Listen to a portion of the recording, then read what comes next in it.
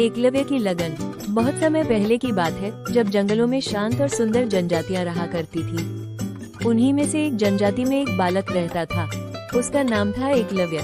वह भले ही एक छोटे गांव में रहता था, लेकिन उसके सपने बहुत बड़े थे। एकलव्य को धनुर्विद्या में अद्भुत रुचि थी। वो चाहता था कि वो दुनिया का सबसे महान धनुर्धर बने। हर दिन वो अपने मन में कल्पना करता कि वो एक शक्तिशाली योद्धा है, जो बुराइयों से लड़ता है और लोगों की रक्षा करता है। एक दिन उसने सुना कि राजकुमार अर्जुन को एक महान गुरु से धनुर्विद्या सिखाई जा रही है। उनका नाम था गुरु द्रोणाचार्य।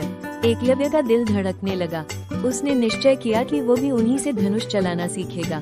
वो जंगल से चलकर गुरु द्रोण के पास पहुंचा और हाथ जोड़कर बोला, गुरुदेव, क्या आप मुझे अपना शिष्य बना लेंगे? मैं धनुष चलाना सीखना चाहता हूँ। बस एक बार मुझे अवसर दीजिए।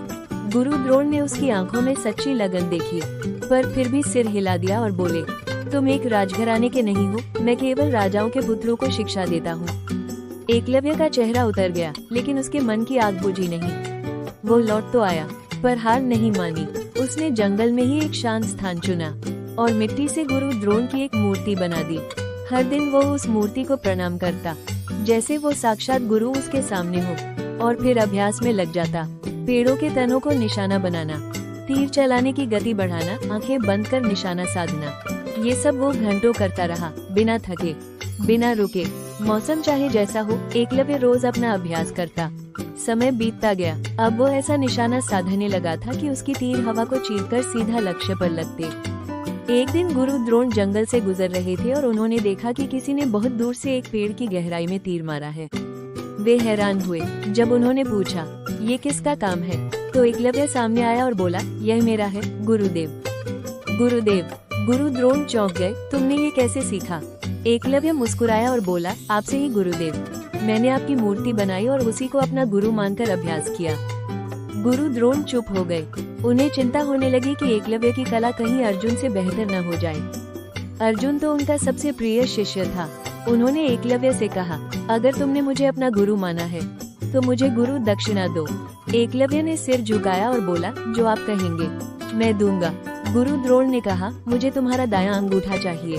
क्षण भर के लिए जंगल में सन्नाटा छा गया, लेकिन एकलव्य की आंखों में कोई सवाल नहीं था।